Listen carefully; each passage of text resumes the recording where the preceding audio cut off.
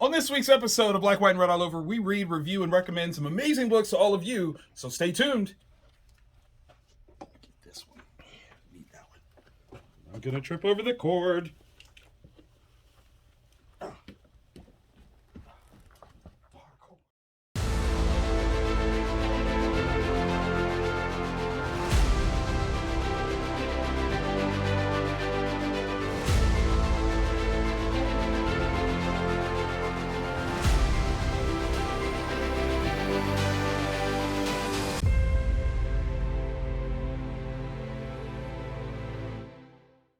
Okay. Hello and welcome to a brand new episode of Black, White, and Red All Over. I'm Victor Dandridge, the hardest working man in comics. I'm Ryan Seymour, king of Comic Town here in Columbus, Ohio, and if you get a vitamin deficiency, sometimes it makes your hair go bad. I didn't know that. Is that a real thing? That's my I'm going with That's what you're going with. That's what I'm going Okay, with. that's a good answer then. That's a good answer. 24 reasons why I'm Listen, right. I'm just saying. What I. Outtakes. Yeah, no. Oh, God. I am still mad at you, though, because you still, no matter what, grow a better beard than I do. And it's way faster than me, so... Yeah, it's like way faster than it should be. And like I feel bad for myself. No. I mean, you're part lycanthropic. That's cool. Mm-hmm. It's cool. I'm a lycanthrope. Lycanthrope. I need that to be a thing. T-shirt. Yeah, absolutely. Yeah, I love it. Okay, so we are reading some amazing books for you guys this week. A ton of good books. I mean, we're at the end of the month here. And it's a 5 Wednesday month. Like what's going on? Yeah, no hold back. We've got one more month one more week in August. So maybe like next week there'll be like no books. Nothing. I doubt 6 books hit the shelves. I doubt it. That's only if FedEx just doesn't bring your order. That's the only way. Which has happened. It has, and it's opened up some good things, but let's hope that doesn't happen. Yeah. Okay, so we're starting off with the good reads you should read. So if you got some extra dollars, these are some books that you should definitely consider going home with. We have 2 that are the same and then 2 that are different. Yes. So we're giving you 4 total books that you should be checking out because we do that. Where do you want to start? Hit me with the ASM because I am a huge Peter Parker fan, but some stuff is going on in his life. Yes. Okay, so in this world of Spidey, he's not with Mary Jane. That hurt. Mm-hmm. He was with Black Cat, but now they're not. That hurt. He's working with Norman Osborn. That's cool. But right now, we're starting off this thing where Kraven the Hunter's kid is looking to really best the Spider by beating his best enemy. He's like, look, my dad beat the Spider by beating his best enemy, which was a rat guy named Venom at the time. You guys don't know who that is, do you? So it doesn't really count. Really, it doesn't count. Yeah. So he's like, no, I'm going to sincerely take the crown by beating his best villain, who would be Green Goblin. Oh. But that's not who Norman is right now. Right. So, yeah. This is going to have some very interesting sort of hijinks that would go into whether or not he can actually take on the Green Goblin, because right now Norman is the Gold Goblin, who is a good guy. Yeah. That's awesome. And there's a couple of really cool covers for this issue. There's one that is an homage to Kraven's Last Hunt. Yes. But with Spider-Gwen. And then there's also a Disney Daisy Duck as Spider-Gwen. Oh, that's fun. So, yeah, a couple cool covers to choose from. Yeah. All right. And it's been an issue in between. Yeah. But Creed number 3, the next round. And one of the things I absolutely love about this book, this is from Boom Studios. Got the creators. It was creative director Michael B. Jordan, writers Latoya Morgan and Jai Jameson, artists. And it was interesting the way they rendered some of this stuff. Wilton Santos and G.J. Chavez. So this story is more about the next generation. Right. It's about the daughter. It's about her trying to be a real, she wants to grow into somebody. She knows she has the potential to be a fighter, and she wants to be a fighter on her own terms. Everybody started out a teenager at some point. Of course. And trying to, find your way without your parents doing everything for you. It's always tough. Yeah. And, oh my gosh, it is so cool. Because as the story's going, it really is this looking at the family and the generations, how they're all interconnected, how each of their decisions has affected the ones coming up. Awesome. There's another family that is coming on the scene. It's looking like it's going to be the rival for her. And they have a completely different background. Ooh. That they've struggled. Okay. Like, Okay. big time to get to where they are. And That'll feed you. it is. It'll feed you in a way. So good. And there's an interesting thing in this. Mhm. I spoke briefly. Yeah. Where there's an interaction between the father and the daughter. Right. And it uniquely could only take place in a world. I'm trying to figure out how to say it without spoiling it. I mean, I think you're right too, because in a sports centric world, where it is based on both a certain amount of talent and skill. Yeah. I mean, it gives me he got game vibes. Yeah. Right. Like that's the caliber of such a thing. So that's an interesting one. Yeah. So I'm curious when you read it. Yeah. Comment in the section below what you think of that interaction. Let us know. I was just like, holy crap! It never dawned on me that would happen, but it probably would. Probably. That's a good one. You want to do Chris Chaos? Yeah. Let's do it. Okay, so issue 3 of the Oddly Pedestrian Life of Christopher Chaos. Oddly pedestrian. That's not how I would describe any of this. Right. That's really false advertising. It's super false. Based on an idea by James Tynion IV, script by Tate Bromble, art by Isaac Goodhart, colors Miguel Muerto, letters by Adida Bidikar. Okay, so this is turning into more of a team book, which we talked about before. Yeah. Where the focus on Chris was just kind of your intro into this weird world. And when we say weird, we're talking there are vampires, there's werewolves, there's vampire hunters, witches, perhaps. I think that's the vibe I'm getting. Yeah. So there's like all these different characters that are kind of coalescing under the solving this mystery. Yeah. Borderline Scooby-Doo mystery of who killed a character from the first issue. Yeah. So. And they're all connected to this character in a way. They've all got skin in the game. Yes. And their reactions to each other are priceless. They are. Holy crap! The invention, because this really is like, God, I'm trying to think of the team. It's like Dark Archieverse, but like with a Doom Patrol-ish very sort of thing. I feel like it's a modern take on the Buffy TV show, right? Yeah. Like it's a modern incarnation of what that is. Which, if that's what James's idea was, and Tate is like taking, like, good job, because you're nailing it, executing it perfectly. Yeah. So teen centric, very modern voice, and you still have that air of rallying against authoritative forces that are old and we know better. And what a mean way to address somebody's mess up, though, right? Like that was cold. That was cold. That entire interaction. Yeah. Oh God, brutal. And the bad guys. That's what I'm saying. Keep getting worse. You know what? But I have to admit, like when it was revealed, like why they did it, I was like, that's actually clever. Like, how do you get better if you don't? That's pretty. Yeah, that's pretty smart. Diabolical, but smart. Yeah, I like it. I like it a lot. Last but not least, on the Goodreads you should read, we have the Schlub. It's by Ryan Stegman and Kenny Porter. They're the story creators behind this. Art by Tyrell Cannon. Now, you have to be a good artist when Ryan Stegman is your writer and not the artist. Like, Stegman is an amazing illustrator on his own. Yes. Storyteller, everything. So when he hires someone else, you got to bring it.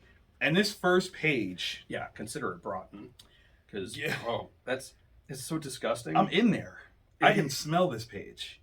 Yeah, it's like, it's moist. The dude's a dentist. Yeah. That'll get you in the ballpark of what we're talking about. Yeah. Only he is the world's worst sad sack individual. Can't make a right call to save his life. No, not at all. Not at all. And it's never his fault. Right. It's always everybody else, right? And so, I mean, you want to say lovable loser, but not really. Yeah. Loser, yes. Yes, lovable.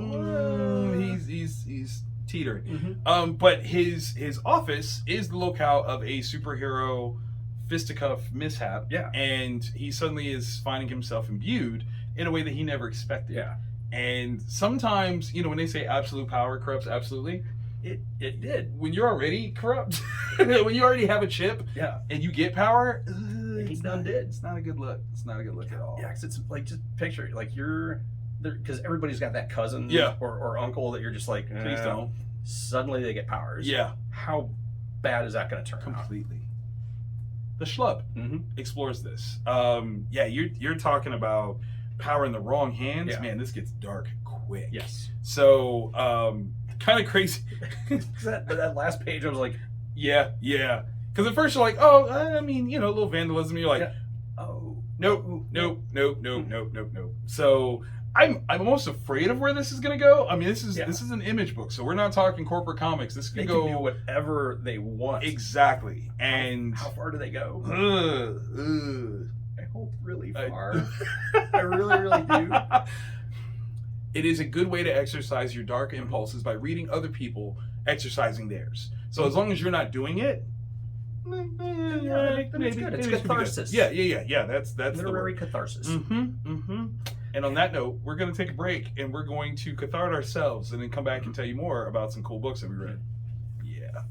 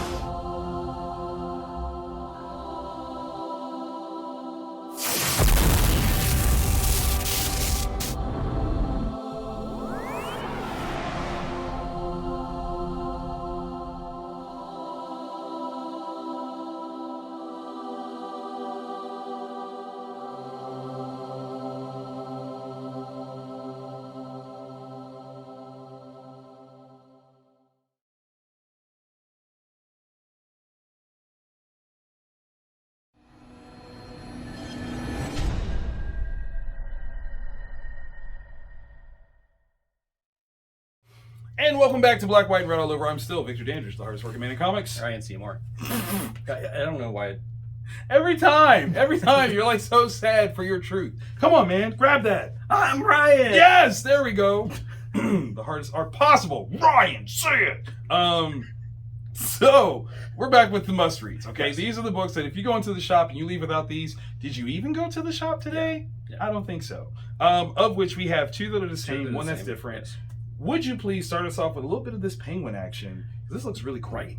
It scares me that it has the Donna DC banner. Yeah. Because everything else has been very, I hate to say DC. Right. But in like the best way possible. Absolutely. This one is a dark book. Okay. Tom King is writing it. Okay. Oh my gosh. All right. So the setup for this is kind of amazing. Penguin has turned over a leaf. He's quit smoking. Okay. He's quit violence. He has quit all the things that make him bad and vile. Okay. He started getting in shape. I mean, as best as you can. Yeah, sure. Yeah. He's moved to Metropolis. Oh. He has a wife that he loves very much. Like, she comes home a little bit late and she's apologetic. And he's like, no. I mean, I've thrown the salmon back in the oven to warm it back up. Wow. I've got the timing for the little timeout with the pasta. It's just like, this is everything that you would hope from a bad guy. That's awesome. Be like, okay, you are now a contributing part of society. Right. In a positive way as opposed to way before. Yeah. And it just goes horribly wrong. Wait, what? No. Oh. Amanda Waller.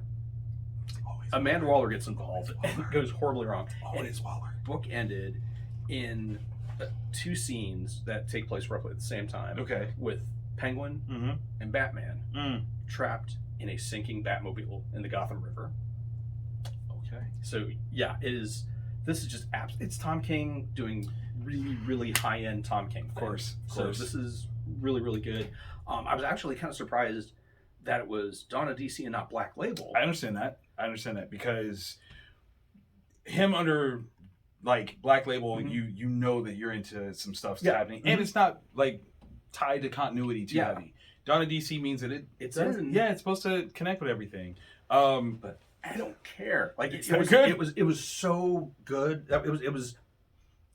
It it was my second pick of the week. Okay. Like, so I absolutely love the book. I like it. I like it. Okay, so one Tom begets another. Mm-hmm. Going back to the DC we have Dark Knights of Steel. This is 12 of 12, so this is the end of the series. Tom Taylor doing what Tom Taylor does best. And Yasmin Putri is back on the art. And, okay, we know the stakes, okay? We know that overall the elves were not the problem. It was white Martians the whole time. And then, of course, we found out in the last issue that Amanda Waller, again, no matter what universe, she's always got her hands in something, and she's always doing stuff sticky. So this is bringing it all to a head. Okay, this is the end all be all. This is the battle of all battles, battle of the storms, battle of the elves, battle of the Waynes. Like the Amazons, everybody is ready to put some hands on some white Martians, and they go hard. What I will say is this. Yes. This is the end, but it ain't over. Excellent. Yeah. Excellent. There's room. There's always room. And I think that's one of the fun things that Tom Taylor does. Like, literally, if they started an animated Tom Taylor verse within DC, you'd be fine. You would be fine. You would be entertained. I want that. Like, literally. I want that. Right? Like, they already started with Injustice. Let's do this. Let's do Deceased. We could live there, and it would be great. This was a lot of fun. This was putting together pieces and parts, and it made sense, and I loved it. So, yeah. Good Toms functioning at full Tomitude. Yes. Oh, it's like a sauce. Tomatillo? Yeah. Sprinkle it on. I don't know. This is what happens when we vibe, okay? This is what it is. I like it. Tomitude is a good one. Tomitude. I like that. I like that. Okay, so moving on. The Immortal Thor. Right. Remember when Immortal Hulk came out, and the initial solicit sounded kind of like, maybe Al Ewing revitalizing the character. Okay. Al coming on board for Thor does the same thing. I was there. Like, he absolutely kills it with this issue. Yeah. Seeing Immortal in the title, I was like, yes, please. Seeing Al Ewing as the lead in terms of crafting the story, I'm like, pretty please, with sugar on top. We have Martin Cocullo and Matthew Wilson to round out the creative team. Okay. I don't know any other artist that I would want drawing this. No. Like, Martin just absolutely killed it. Literally killed it. Conceptually, what this is saying, okay, we have placements of beings within the greater Marvel universe, specifically the 10 realms. Yeah. But then you have to acknowledge that there are characters that fit beyond that, right? Yeah. And so if there are 10 realms to view, perhaps there has to be another realm that views the 10. Yeah. Right? And when you're going conceptual like that, okay, we're talking Grant Morrison-esque, but grounded within Thoradom? It's crazy. It was, because I couldn't figure out where they were going to go. Right. Like, okay, Immortal Thor. So you're going to, like, are you going to kill Thor and then he won't die? Right. No, it means that worse than that. Multiple cosmics, multiple realms, something else is out there, and you aren't the big dog. Yeah, no. If as they say so very eloquently, if the Asgardians are gods to us, what are gods to Asgardians? Like, there is something that came before, and they know it, and there's like all these different. It's so, the scale of this is spooky, because you're almost like, where do you go? Like, this is one of those things where, like, you're almost like, okay, so Thor becomes the Herald of Galactus again because he has to. Like, it's that scale of what this is. Like, conversation. Come on, the character. There's a conversation. Like, once you think everything's done in the issue, no, because there's this conversation between characters of this scale. Yeah, and you're just like, oh my gosh. Yeah, there is. Oh, that art. I have to admit, I've not seen an unflex like Thor gives when he first shows up. And his statement of "I'm disappointed," that's the most okay. Thor is a very powerful character, always has been, right? And so when he shows up, you're like, oh, it's about to be fisticuffs and it's going to be so bad. He defeats a situation with words. Yeah. Because what his words are, excuse me? Excuse me? Instead of I say thee nay, you get a thumbs down. Yeah. And the response is like, I'm sorry. Right? And it fits. Like it's so like I was like, yo, that's the hardest thing I've ever seen in my life. Like that was tough. Yeah. Tough. Thor's tough. Respect him. Mm-hmm. The Odin son is about to go through a trial and tribulation for sure, and I can't wait to keep reading. Yes, this is gonna be a good one. And the art showing what's going on in that fight. Oh my. Yeah. Amazing. I mean, Thor's the god of storms, but right. And I was like, oh, that's bad. Yeah. Oh, yeah. So read, enjoy, you'll love it. Oh god. How are you gonna do that? I can't say what it did, but how? So here's the thing. Big game number 2. Mark Miller, Pepe Larraz. There is no preparation for what you're about to go through. First of all, I should have seen it coming. Right? Like there's no reason why this wasn't the inevitable of course this is what was going to happen. I just still wasn't ready. Yeah. I didn't know, okay? For a book where, if you're not familiar with this, the big game is the culmination of years and years of the Miller Worldverse building. Characters from disparate miniseries that you didn't necessarily, you were cognizant of, you knew there was a Miller world, but you didn't know how they would interact with each other. It's all being pulled together. So, in this issue, we get the Chrononauts, which is an amazing buddy cop, time travel story. Yeah. That has jokes about Betty White. Find the volume 1 and read it. It's hysterical. It's bad. It's time traveling Tango and Cash. Yeah. Yes, awesome. Literally that. Yeah. You got Edison Crane. Yeah. Who is the smartest person in alive. Probably multiple universes at this point. Literally. And just is an adventurer. He's a billionaire. Everything that you would want to be, and he's gonna be a hero. You got all these other, and then the vampire kids. Yeah. You've got them. Yeah. Nightclubs coming. You've got the ambassadors. The world of superheroes is being replenished, and that becomes the problem. Because if you go back to Wanted, right, where years and years and years ago, there were a world of superheroes, and the bad guys got together and go, why don't we allow this? Right. Let's not. The miniseries equivalent of when Ozymandias was like, I did it 20 minutes ago. Literally that. Yeah. You thought you were a hero? We've been killed those. Yeah. So also go back and read Wanted because it is amazing. Yeah. The movie was fun. Sure. It shared character names. Some similarities. Inspired by the comic. No. But the comic is still just absolutely ridiculous and actually probably made a couple house payments for me by how well it was received and sold. Absolutely. See, now you've got that world that didn't have heroes. Right. Now is getting heroes to pop up. Yeah, they're starting to pop up again with these different things that have happened. A hero? Yeah. Not a problem. No. A couple heroes, maybe a problem. We're taking note. But why go back? Yeah. No. Why go back? Let's learn these folks right now that we don't do this. Yeah. You don't do this because we said no. And what makes it so great is he was building all these different separate stories, which was great. But with the return of Nemesis, he's like, okay, now let's start to pull these things together and show you what really is wild. And man, it's on Image, so they can do whatever they want. Whatever. The violence, it's so bombastic and over the top. Nemesis has been one of our bigger sellers. My gosh. Because it's if you take the intelligence and the planning and the skill levels of someone like Batman. Yeah. But he's a bad guy. Yeah.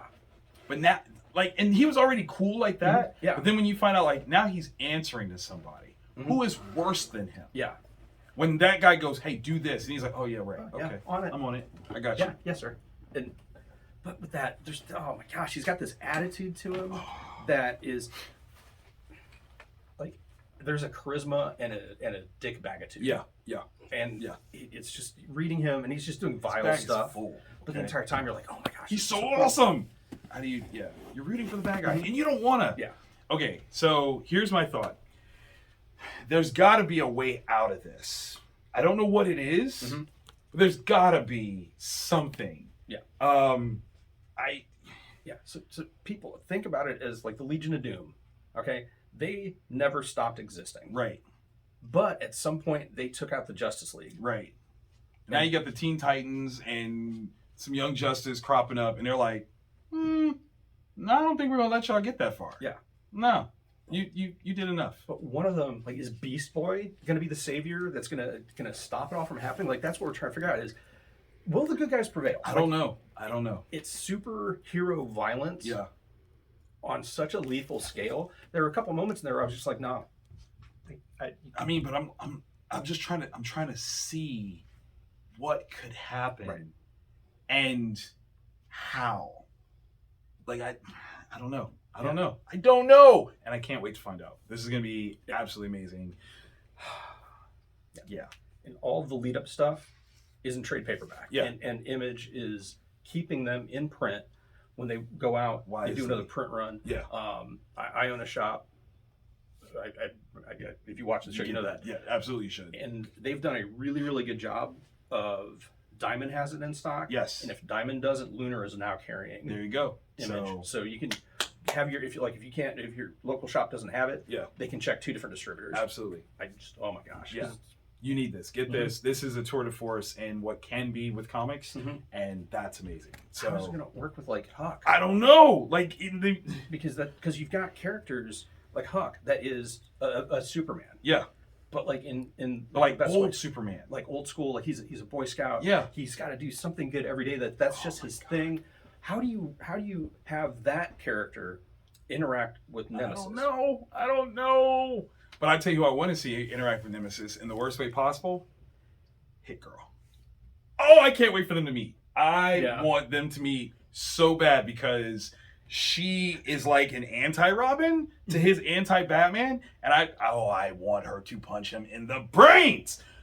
I don't know if that's gonna happen, but that's my violence level. It would be nuts. Yeah, like it. And nuts. Hit Girl.